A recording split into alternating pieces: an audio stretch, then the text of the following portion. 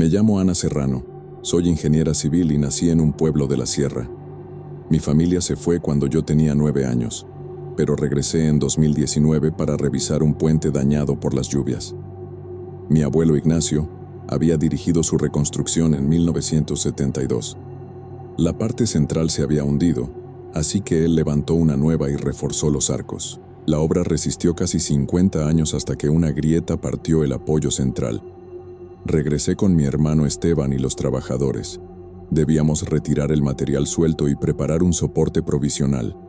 Encontramos grietas ocultas detrás del concreto. Esteban abrió una parte y descubrió una separación profunda entre las piedras. Ordené continuar con cuidado y después de retirar tierra y fragmentos, apareció una cavidad. Dentro había un cráneo humano. Los trabajadores retrocedieron. Uno dejó caer la pala y pidió que detuviéramos la excavación. Alumbré el interior desde la entrada. El cuerpo estaba sentado contra la piedra con las piernas dobladas, los brazos atados y restos de cuerda en las muñecas. Sobre el pecho tenía una tabla oscura, marcada con 5 líneas largas. Esteban preguntó si era un entierro antiguo, pero le respondí que aquel cuerpo había sido colocado dentro del soporte y cubierto con concreto. Mientras observábamos la cavidad, una piedra negra cayó cerca de mis pies. Tenía unas iniciales grabadas en una cara. Reconocí la marca de mi abuelo. La levanté y uno de sus bordes me cortó la palma. La sangre cayó sobre la tierra. Entonces escuchamos una risa debajo del puente. Empezó con una voz infantil y terminó grave y áspera.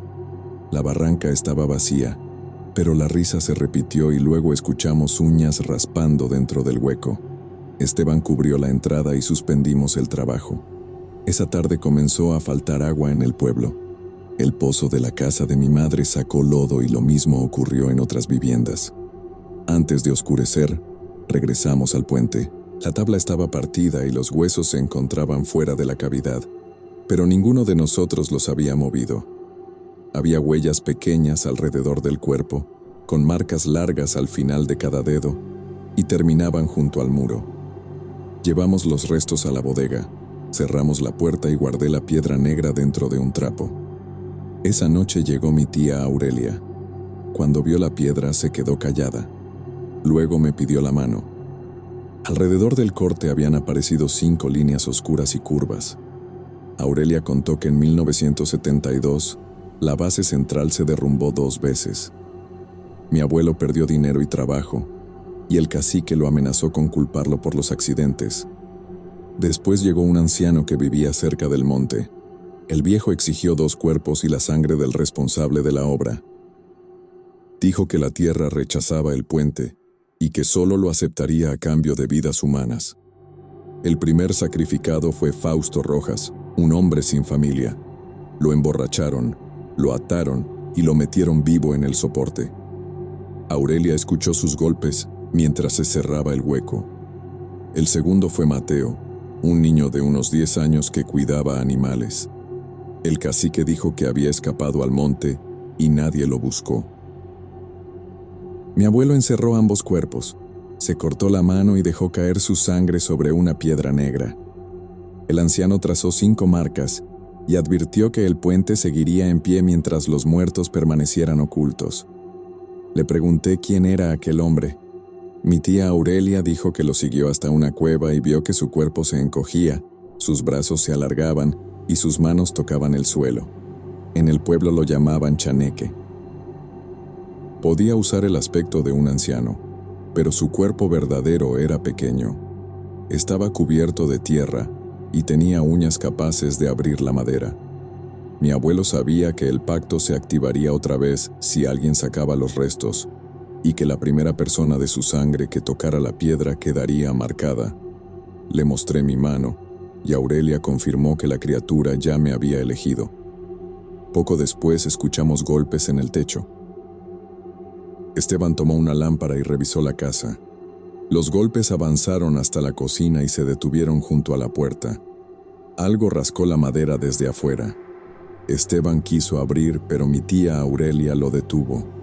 Las uñas atravesaron la puerta y 5 puntas negras aparecieron del otro lado. La risa volvió, mezclada con voces agudas y graves. Entre ellas se oyó a un hombre pidiendo ayuda. Aurelia reconoció la voz de Fausto. La puerta dejó de moverse y algo cayó dentro de la cocina. El chaneque estaba agachado debajo de la mesa.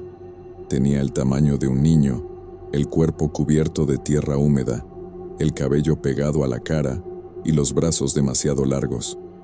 Sus manos tocaban el suelo y cada dedo terminaba en una uña negra, curva y gruesa. Al levantar la cabeza abrió una boca ancha, llena de dientes pequeños y afilados. Sus ojos eran completamente oscuros. Miró mi mano, soltó una risa demoníaca y avanzó sobre pies y manos. Esteban se puso delante de mí y trató de golpearlo con una silla, pero la criatura pasó por debajo, le sujetó una pierna y le clavó las uñas. Mi hermano cayó. Tomé una barra de hierro y golpeé al chaneque en la espalda. El impacto lo lanzó contra la pared, aunque se levantó de inmediato y volvió la cabeza hacia mí.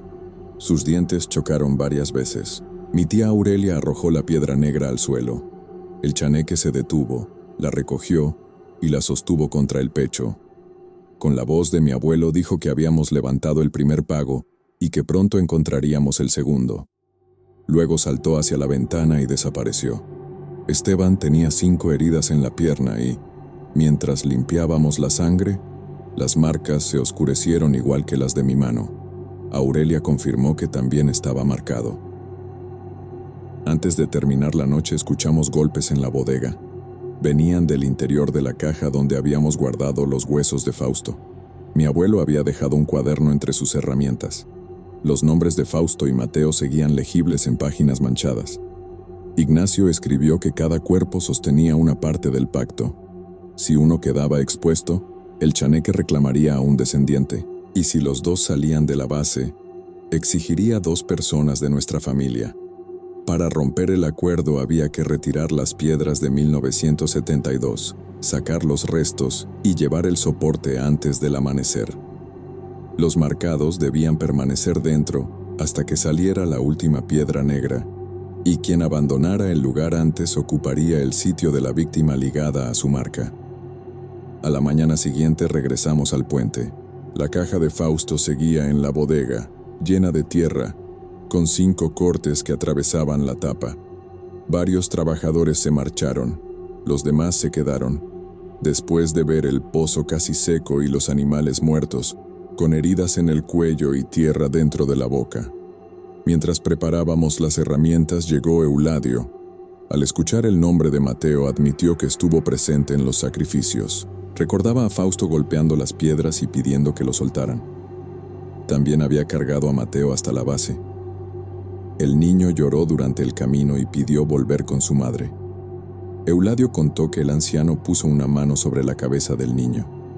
Dejó crecer las uñas delante de todos, mostró los dientes y ordenó que lo encerraran. Nadie lo enfrentó. Después señaló un costado del soporte y aseguró que ahí habían colocado a Mateo. Retiramos las piedras hasta encontrar unas tablas podridas.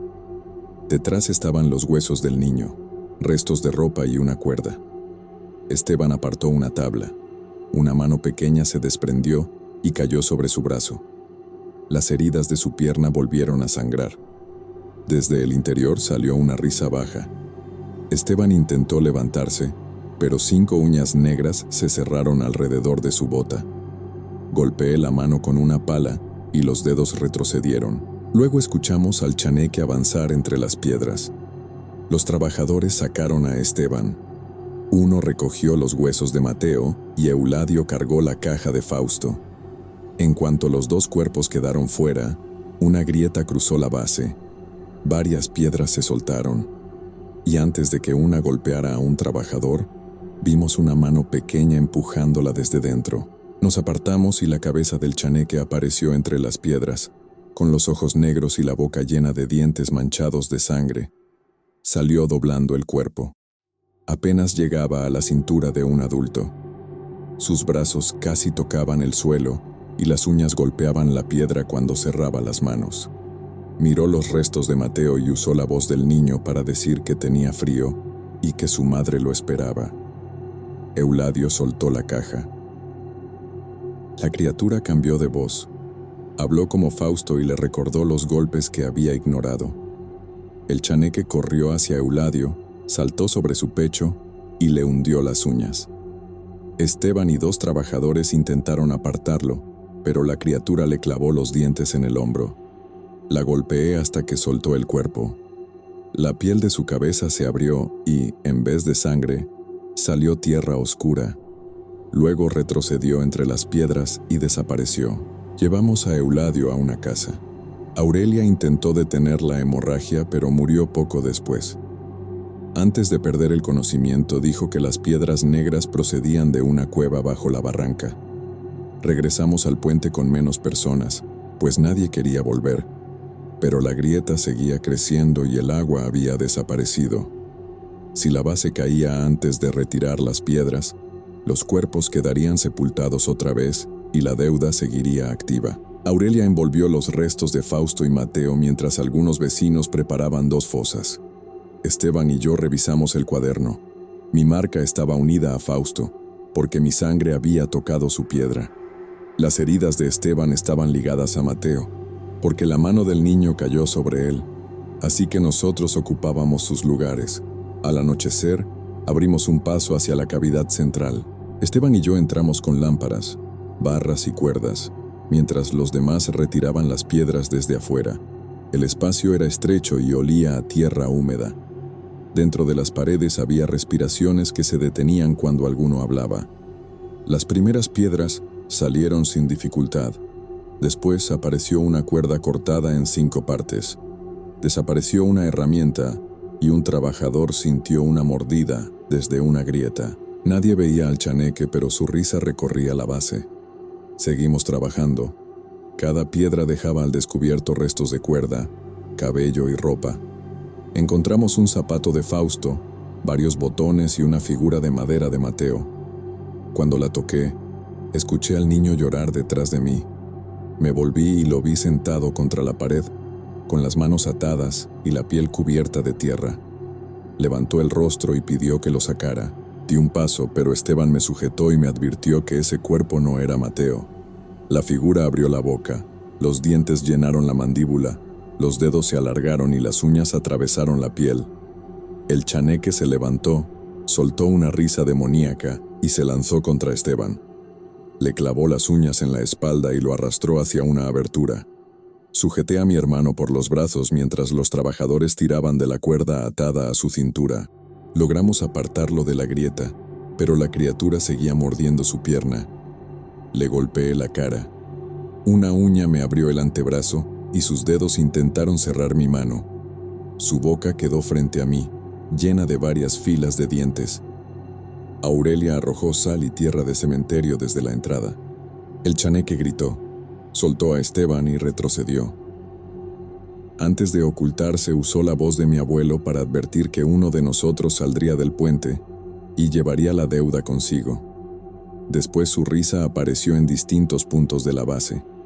Primero detrás de nosotros, luego bajo el suelo y al final, dentro del muro. Permanecimos quietos, sin saber desde dónde atacaría otra vez. Esteban tenía heridas profundas, pero seguía consciente. Le pedí que saliera y dejara su lugar a otra persona, aunque Aurelia revisó el cuaderno y negó con la cabeza. La marca estaba en nuestra sangre, por eso nadie podía reemplazarnos. Si Esteban abandonaba el soporte antes de sacar la última piedra, el chaneque lo seguiría y la deuda de Mateo quedaría abierta. Pero mi hermano se apoyó en la pared y decidió continuar. Los trabajadores retiraban las piedras desde afuera mientras nosotros las empujábamos desde el interior. La base crujía y el polvo caía del techo. Todavía quedaban varias piedras negras alrededor del centro. Entonces el chaneque usó voces conocidas. Habló con la voz de nuestra madre, luego imitó a Aurelia y al final usó mi voz para asegurar que yo había escapado. Pero Esteban no se separó de mí. Y nos tocábamos el brazo para comprobar que seguíamos juntos. La criatura apareció detrás de una columna, avanzó sobre los pies y las manos, con las uñas rotas y la boca manchada con la sangre de Euladio. Esteban levantó una barra. El chaneque soltó una risa corta, saltó sobre él y le mordió el brazo. Mi hermano lo golpeó contra el muro, pero la criatura hundió las uñas en su espalda. La sujeté por el cuello. Giró la cabeza, abrió la boca frente a mi cara y me mostró varias filas de dientes. Le metí la barra entre las mandíbulas. Él soltó a Esteban, cerró la boca y partió el metal. Los trabajadores jalaron otra piedra y parte del techo cayó entre nosotros y la criatura. Escuchamos sus uñas bajo los escombros. Aurelia gritó que quedaban 3 piedras negras. 2 estaban sueltas, pero la última seguía atrapada debajo del soporte principal. Para moverla, alguien debía empujar desde dentro mientras los demás jalaban una cadena. Sacamos la primera y una voz de hombre gritó bajo el suelo. Al empujar la segunda escuchamos a Mateo llorar. Esteban cerró los ojos y siguió hasta que el bloque salió. Solo quedaba la piedra central, pero el puente se inclinó. Los trabajadores pasaron una cadena alrededor del bloque, pero no lograron moverlo. Esteban y yo empujamos. La piedra avanzó unos centímetros y volvió a atorarse. Detrás cayó parte del muro. El chaneque salió entre el polvo con la cara abierta y tierra oscura dentro de la herida. Corrió hacia mí, apartó la pala y me clavó las uñas en el hombro. Caí de espaldas. La criatura se sentó sobre mi pecho y acercó la boca a mi cuello. Esteban la golpeó con una piedra y el chaneque se volvió contra él. Le mordió una mano y le arrancó 2 dedos. Mi hermano gritó, pero logró pasar la cadena alrededor del cuello de la criatura. Tiró de ella y me ordenó empujar el bloque. Me levanté, apoyé los brazos contra la piedra y empujé mientras los trabajadores jalaban desde afuera. El bloque avanzó. Luego una parte del techo cayó sobre Esteban y le atrapó las piernas. El chaneque quedó debajo de él. Sus uñas salieron entre las piedras y comenzaron a abrirle el costado. Intenté mover los escombros, pero Esteban me pidió que siguiera. Empujé de nuevo. La cadena se tensó, aunque el bloque apenas se movió. Desde afuera dijeron que necesitaban a alguien para guiarla. Yo era la única que podía salir por una abertura lateral. Aurelia me advirtió que si abandonaba la base, mi parte del pacto seguiría activa, pero Esteban perdía sangre y el chaneque continuaba atacándolo debajo de los escombros. Mi hermano me pidió que saliera. Dijo que si permanecíamos dentro, el puente nos enterraría y la piedra seguiría en su lugar. Si yo ayudaba desde afuera, el pueblo quedaría libre.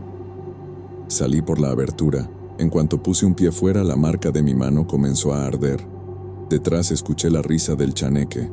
Tomé la cadena, la acomodé y pedí a los demás que tiraran. El bloque avanzó hasta la mitad. Volvimos a jalar y salió por completo.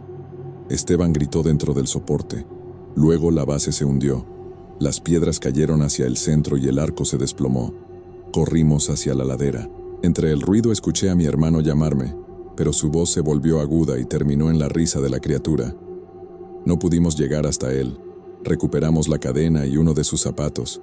Enterramos a Fausto y a Mateo lejos de la barranca. Esa noche llovió y los pozos recuperaron el agua. Aurelia me explicó que Esteban había permanecido dentro hasta el final. Por eso su sangre ocupó el lugar de Mateo. Yo había salido antes de retirar la piedra y la deuda de Fausto seguía unida a mí. Me fui del pueblo después del entierro. Durante meses no ocurrió nada. Luego escuché uñas debajo de mi cama. Apareció tierra húmeda dentro de la casa y encontré 5 marcas en la puerta. Una noche oí la voz de Esteban en el patio. Me pidió ayuda y repitió una palabra que usaba desde que éramos niños, pero no abrí. La voz insistió y después comenzó a reír. Aurelia murió meses más tarde. Antes me entregó la piedra negra. Intenté romperla, pero ninguna herramienta dejó una marca. La arrojé a una barranca y a la mañana siguiente apareció sobre mi almohada. Desde entonces la guardo en una caja. He cambiado de vivienda 3 veces y los ruidos siempre regresan. Anoche 5 uñas negras atravesaron el marco de mi puerta. La madera se abrió y una mano pequeña entró en la habitación. Después apareció la cabeza del chaneque. Tenía tierra húmeda en la cara, sangre seca entre los dientes y los ojos negros. En una de sus uñas llevaba el anillo de Esteban. Me miró, sonrió y usó la voz de mi hermano para decir que había esperado mucho tiempo. Ahora escucho sus uñas debajo del piso. La piedra negra está sobre la mesa y las marcas de mi mano volvieron a abrirse. La sangre ya llegó al suelo y la risa acaba de detenerse. Sé que el chaneque vendrá por mí para pagar la deuda que quedó pendiente.